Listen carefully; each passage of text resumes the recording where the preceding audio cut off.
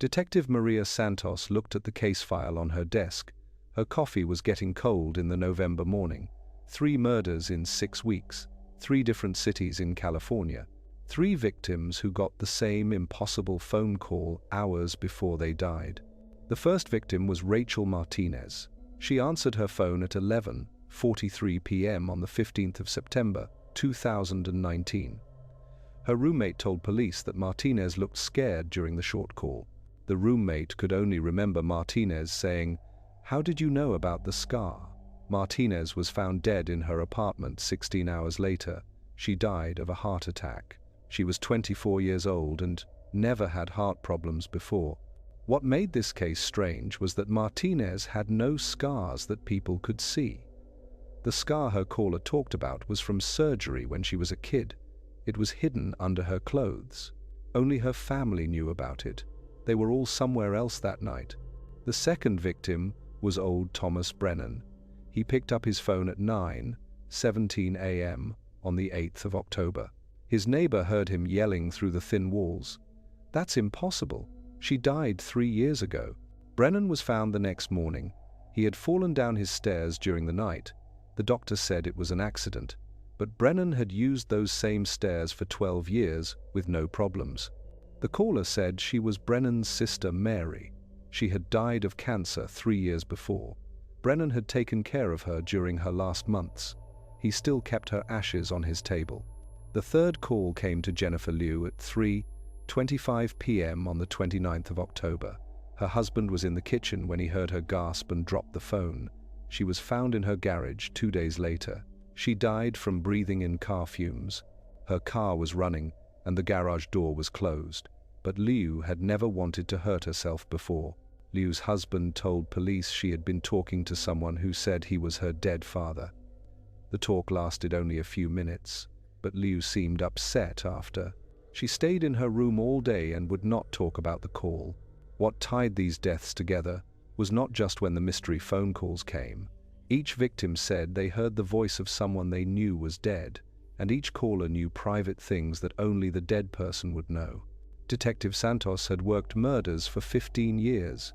She believed in evidence and facts. She did not believe in ghost stories. But as she looked at the phone records for the 3rd time that morning, she could not shake the worry in her chest. All 3 calls came from the same number. That number had been shut off in 1987, according to Pacific Bell's records.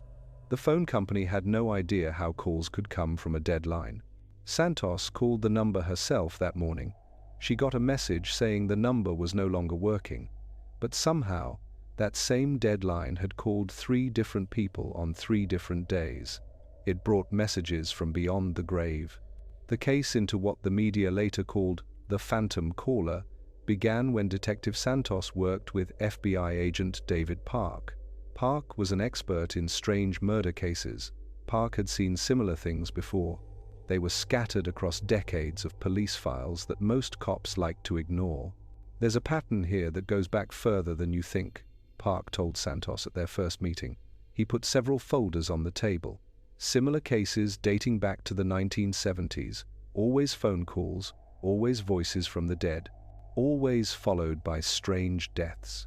Park's files were thick, with cases that seemed impossible, but had solid proof. Police reports, witness statements, phone company records, all showing the same impossible thing: dead people making phone calls to the living. The oldest case in Park's files was from 1973 in Portland, Oregon. Margaret Walsh was a 36-year-old nurse. She got a call at home from her dead father. Her sister was visiting and heard the whole thing. Walsh got very upset during the talk. The father had died in a car crash 2 months before. Walsh was found dead in her bathtub the next morning. She had drowned after hitting her head. The death was called an accident, but Walsh's sister remembered things from the call that bothered her for years. The voice knew about family secrets that had never been shared outside the family. It spoke just like their father did, including a small stutter he'd had since he was a kid. Park's research showed similar cases across many states. A construction worker in Detroit who heard from his dead brother in 1981 a teacher in Phoenix who spoke to her dead mother in 1994, a retired postal worker in Seattle who got a call from his late wife in 2003. In every case, the victims died within 2 days of the call. The deaths usually looked like accidents or sudden sickness. Each case followed the same scary pattern. The calls came to people who were sad about losing someone. They were usually alone or with just one other person present. The voices on the phone knew private things about the dead person's life and their relationship with the victim.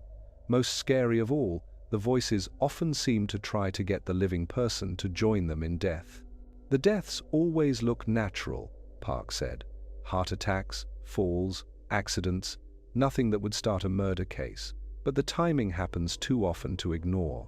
The phone numbers were different in each case, but when police tried to trace them, they always led to dead lines or numbers that had never been given out.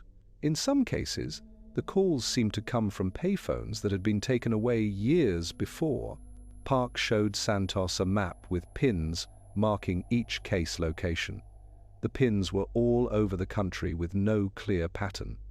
But when he put the map over phone company service areas, something interesting came up. Many of the cases happened around areas where big telephone exchanges had been shut down or moved in the years before the calls came.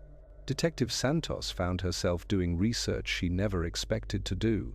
She spent hours in library files, reading old newspaper stories and police reports that had been mostly forgotten.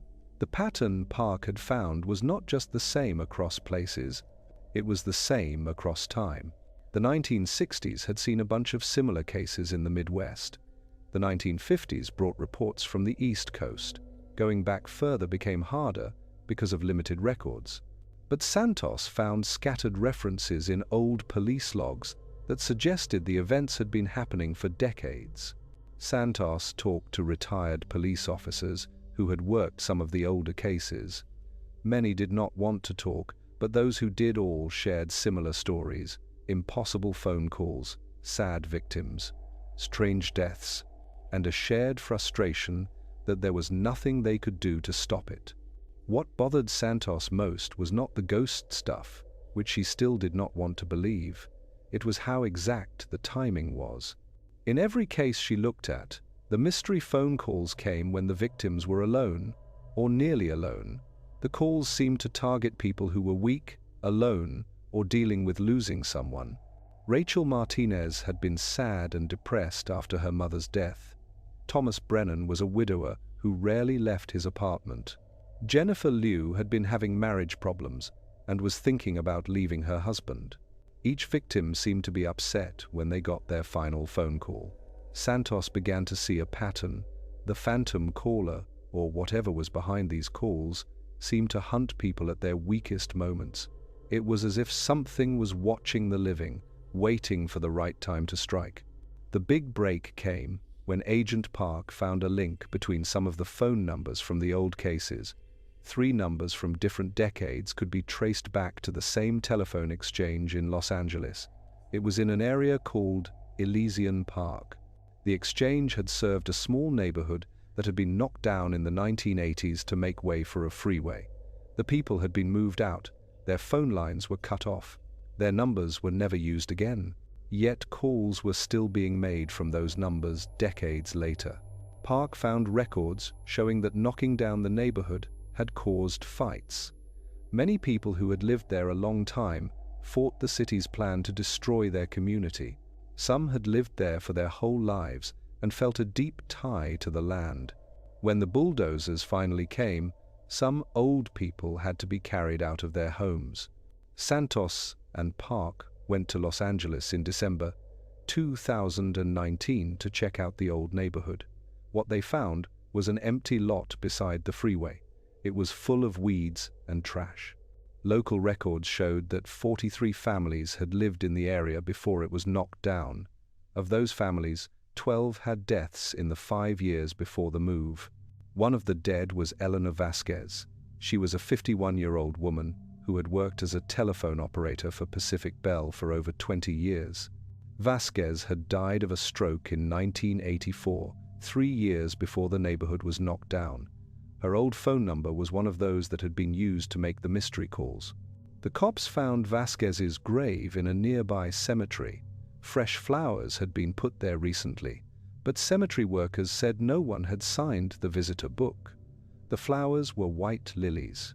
Vasquez's daughter said those had been her mother's favorite flowers. The case turned stranger when Agent Park found Eleanor Vasquez's old boss at Pacific Bell. He was now retired.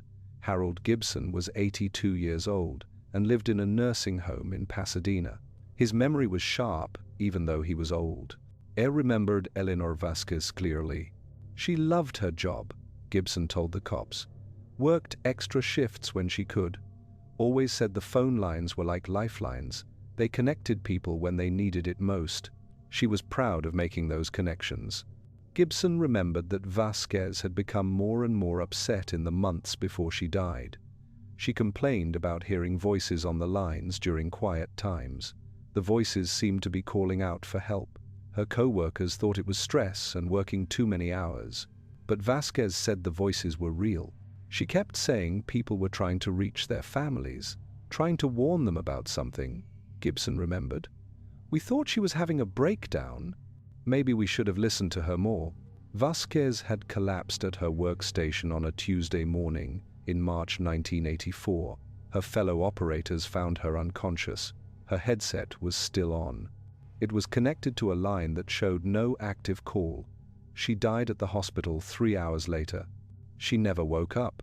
The connection to Eleanor Vasquez gave a possible reason for the phantom calls, but it raised more questions than it answered. If Vasquez was somehow responsible for the calls, how was she able to access cut-off phone lines? Why did the calls always come before deaths? And most scary of all, why were the victims dying?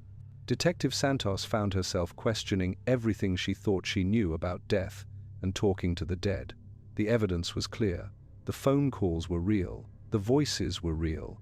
The deaths that followed were real. But how these events happened made no sense at all. The case became more urgent in January 2020, when another victim was found in Sacramento. Michael Torres was a 42-year-old mechanic. He had gotten a phone call at his shop at 4:15 p.m. on the 11th of January. A customer who was waiting for his car heard Torres say, "Dad, how are you calling me? You died last Christmas." Torres was found in his shop the next morning. He had been killed by electricity while working on a car. The accident seemed normal until cops realized that Torres had been a mechanic for over 20 years. The kind of mistake that killed him was something a new person might make, not a pro who had worked with electrical systems thousands of times. The phone number that had called Torres was traced back to the same Los Angeles exchange that had been connected to Eleanor Vasquez. This time, the number had belonged to Frank Torres. He was Michael's father, who had died in December 2019.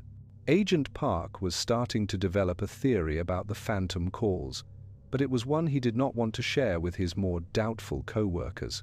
The pattern suggested that the calls were not random. They seemed to target people who were struggling with unresolved grief, guilt, or trauma. The shock of hearing from the dead might be causing fight-or-flight responses that led to fatal mistakes or medical episodes. It's as if the calls are exploiting psychological vulnerabilities, Park told Santos. The shock of hearing from the dead might trigger responses that cause people to make deadly mistakes. Santos found this explanation partly satisfying, but it still did not account for the technical impossibility of the calls themselves. How could cut-off phone numbers place calls? How could the voices of dead people speak through telephone lines? The investigation expanded to include Dr. Patricia Huang. She was a professor of psychology at UCLA who studied grief and trauma responses. Dr. Huang looked over the case files and talked to family members of the victims when possible. Her findings added another layer of complexity to the mystery. Every victim was dealing with what we call complicated grief. Dr. Huang said, "These are cases where the normal grieving process has been disrupted or goes on too long. The emotional attachment to the deceased person remains unusually strong, sometimes to the point where the grieving person hears voices or sees things that aren't there.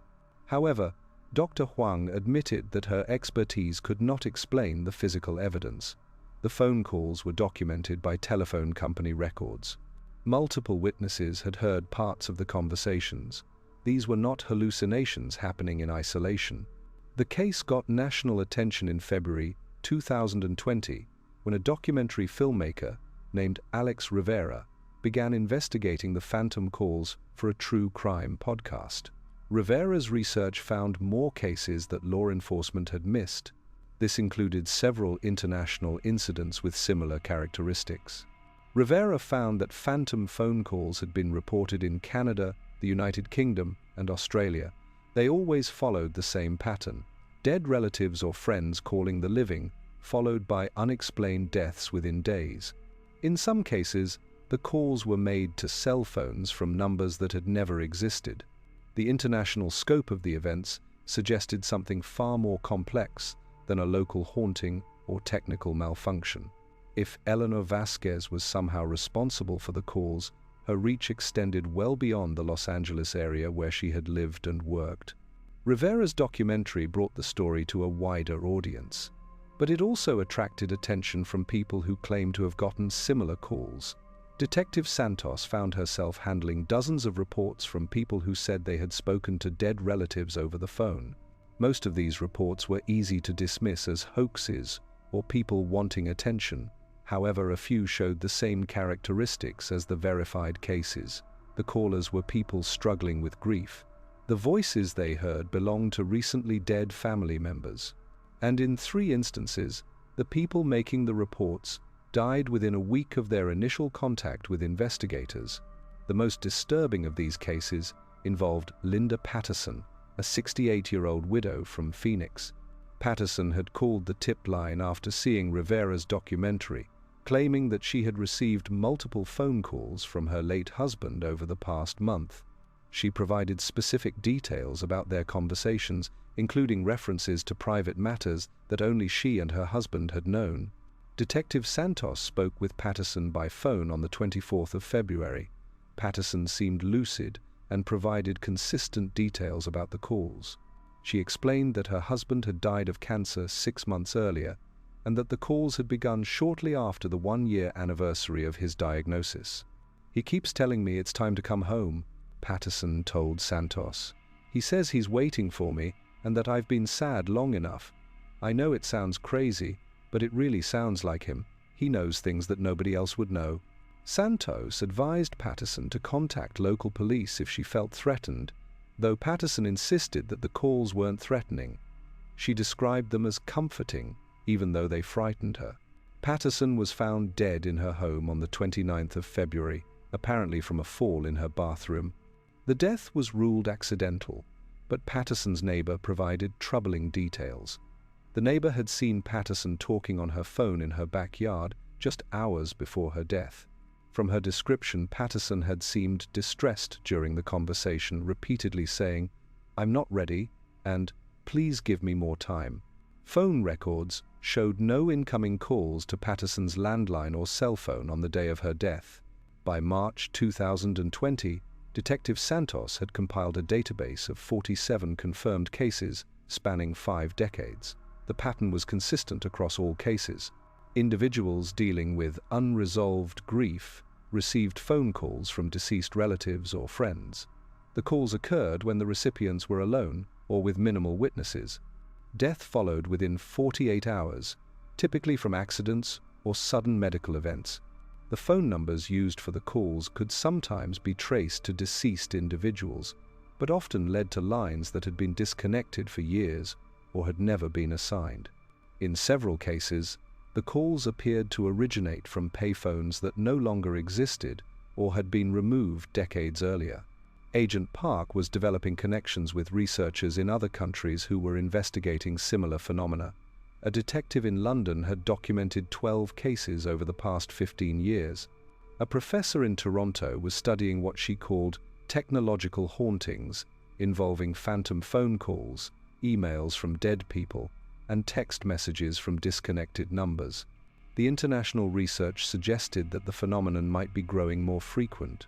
While historical cases were scattered across decades, recent years had seen clusters of incidents. Some researchers theorized that the widespread adoption of cell phones and digital communication might be making the phenomenon more common or more noticeable. Dr. Huang proposed that modern communication technology might be somehow amplifying or facilitating the connection between the living and the dead. She pointed to studies showing that people experiencing grief often report sensing the presence of deceased loved ones, hearing their voices, or feeling their touch. If these experiences had a basis in some form of consciousness that persisted after death, modern communication networks might provide a pathway for that consciousness to reach the living. We're dealing with something that exists at the intersection of psychology, technology, and whatever comes after death. Dr. Huang told Santos, "Traditional scientific methods may not be adequate to fully understand what's happening here." The investigation faced new challenges when the COVID-19 pandemic began affecting law enforcement resources in March 2020. Detective Santos was reassigned to handle pandemic-related duties, while Agent Park found his travel restricted by federal guidelines. The phantom caller investigation was placed on indefinite hold. However, the calls didn't stop. If anything, the isolation and stress of the pandemic seemed to increase their frequency. Families quarantined at home reported receiving calls from deceased relatives. Healthcare workers dealing with unprecedented death rates began experiencing their own phantom calls.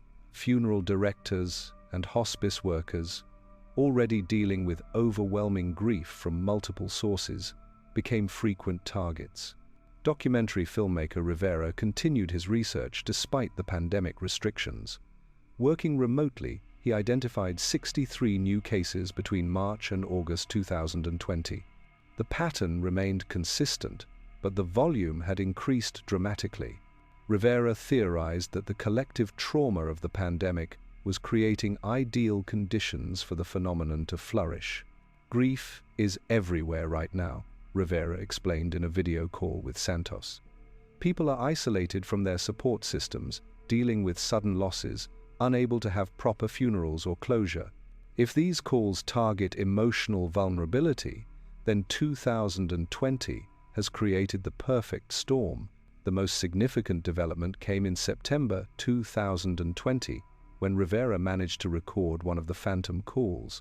The subject was a nurse named Catherine Walsh, who had lost her mother to COVID-19 in April. Walsh had been receiving calls from her mother's voice for several weeks and agreed to let Rivera document the next call. The recording, made on the 18th of September, captured both sides of a conversation that should have been impossible. The voice claiming to be Walsh's mother provided intimate details about their relationship and referenced recent events in Walsh's life that had occurred after the mother's death. The voice quality was poor, with significant static and distortion, but Walsh confirmed that the speech patterns and mannerisms matched her mother's exactly. "I'm so proud of how hard you're working," the voice said. "But you need to rest now. You've done enough. It's time to come home and be with family again." Walsh died of an apparent drug overdose 3 days after the recorded call. Her colleagues described her as dedicated and professional, with no history of substance abuse. The drugs found in her system were medications commonly available in the hospital where she worked. The recording provided the first direct evidence of the phenomenon, but it raised new questions about the nature of the calls. Analysis of the audio revealed anomalies that defied explanation. The voice showed characteristics of human speech, but also contained frequencies and modulations that weren't consistent with standard telephone transmission. Dr. Sarah Mitchell, an audio forensics expert who analyzed the recording, was unable to determine how the voice had been generated or transmitted. "It's not a computer-generated voice, and it's not a recording played through a phone," she told Rivera. "The acoustic properties suggest something that doesn't fit our understanding of how sound works through communication systems." As 2020 drew to a close, Detective Santos found herself returning to the phantom caller case despite the ongoing pandemic. The evidence had become too substantial to ignore, and the increasing frequency of incidents demanded attention. She began working with a new partner, Detective James Murphy, who brought fresh perspective to the investigation. Murphy had experienced his own brush with the phenomenon. His teenage son had died in a car accident in 2019, and Murphy had received several calls that he initially attributed to grief-related stress. Only after joining the investigation did he realize that his experiences matched the pattern documented in dozens of other cases. "The voice was definitely my son's," Murphy told Santos.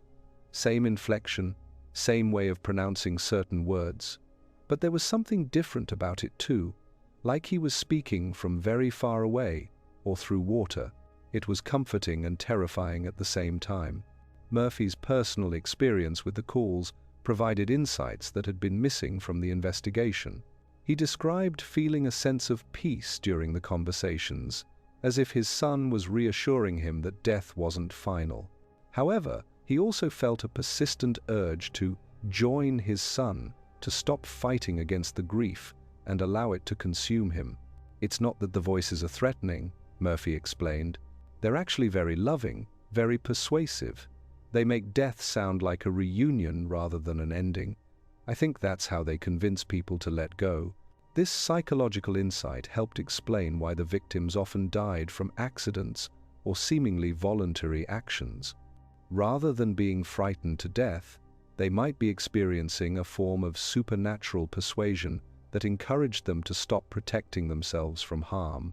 The investigation team expanded in early 2021 to include Dr. Robert Martinez, a psychiatrist specializing in near-death experiences, and Professor Lisa Anderson, a researcher studying electronic voice phenomena. Both brought scientific methods to aspects of the case that had previously relied on guesswork. Dr. Martinez's research with near-death experience patients had revealed consistent reports of communication with deceased individuals. Many patients described receiving messages or guidance from relatives who had died years earlier. The difference in the phantom caller cases was that the communication was happening through phones rather than during medical crisis. "We're seeing evidence that consciousness may survive after death and that it can still communicate," Dr. Martinez told the team. "The question is why this communication seems to happen through phone networks and why it appears to encourage the living to join the dead." Professor Anderson's work with electronic voice events provided a possible way to understand how the calls were technically possible. Her research had documented hundreds of cases where voices appeared on electronic recordings without any clear source. The voices often belonged to deceased individuals and frequently sent messages to living family members. "There's growing evidence that consciousness can interact with electronic systems in ways we don't fully understand," Anderson said. "The phantom calls might represent a more advanced version of the same thing. Instead of just leaving voices on recordings, the deceased might be learning to control communication networks directly." The team's expanded research showed connections between the phantom calls and other unexplained events. Several victims had reported unusual electrical activity in their homes before receiving the calls. Lights flickering, electronics turning on by themselves, and problems with internet service were common experiences among those who later received calls from dead relatives. Detective Santos began to suspect that the phantom calls were part of a larger pattern of supernatural activity that was somehow becoming more frequent and intense. Reports of ghostly encounters, unexplained deaths, and technological problems were rising across multiple police departments. The phantom caller investigation had revealed what might be a major shift in the relationship between the living and the dead. The most recent development came in August 2021, when the investigation team received a call from Eleanor Vasquez's surviving daughter, Carmen. Carmen Vasquez had been following news coverage of the phantom caller case and recognized her mother's possible connection to the mysterious deaths. Carmen provided information that cast new light on Eleanor Vasquez's final days. According to Carmen, her mother had become increasingly upset about voices she was hearing at work, but she had also been excited about what she described as a breakthrough in communication technology. Mom kept saying she had figured out how to connect people who really needed to talk to each other, Carmen said. She talked about bridging the gap between worlds, helping families stay in touch even after death separated them. I thought it was just work stress, but now I wonder if she was onto something. Carmen also revealed that her mother had died while wearing her telephone operator headset, something that hadn't been mentioned in the original police report. The headset had been found melted to her head as if exposed to extreme heat, though there had been no fire or electrical problem that could explain the damage. This detail suggested that Eleanor Vasquez might not simply be a victim of the events, but possibly its source. If she had somehow found a way to use telephone networks to help communication with the dead, her own death might have trapped her within the system she had been trying to perfect. The investigation team is currently working to trace the full extent of Eleanor Vasquez's activities in the months before her death. Phone company records from the 1980s are limited, but early research suggests that Vasquez may have been conducting unauthorized experiments with telephone switching equipment. Agent Park has discovered references in Pacific Bell's internal memos to unusual changes found at Vasquez's workstation after her death. The changes were dismissed as the work of an employee having a mental breakdown, but they may actually represent early attempts to create technological bridges between the living and the dead. As the Phantom Caller investigation continues, one fact becomes increasingly clear. The boundary between life and death may be far more breakable than most people realize. Whether Eleanor Vasquez discovered a way to breach that boundary or simply became trapped within it, her legacy appears to be a growing network of supernatural communication that shows no signs of slowing down. The calls continue to come, night and day, reaching individuals who are struggling with loss and grief. For some, the calls provide comfort and closure. For others, they mark the beginning of a final journey toward reunion with those who have gone before. Detective Santos keeps her phone on silent now, especially during the quiet hours when the phantom calls are most likely to come. She knows that her investigation has made her a target, that her growing understanding of the events has brought her to the attention of forces that exist beyond the reach of normal law enforcement. But she also knows that the work must continue.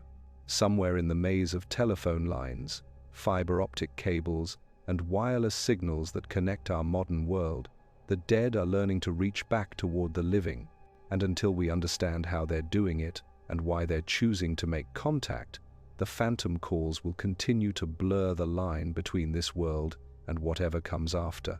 The investigation files remain open, waiting for the next call, the next victim, the next piece of evidence that might finally explain how love and loss have found a way to transcend the ultimate boundary of human experience. If you've had your own experiences with impossible phone calls or unexplained contact from deceased loved ones, we want to hear about it. Share your story in the comments below, and don't forget to subscribe for more investigations into the mysteries that challenge everything we think we know about life, death, and the thin places where they meet.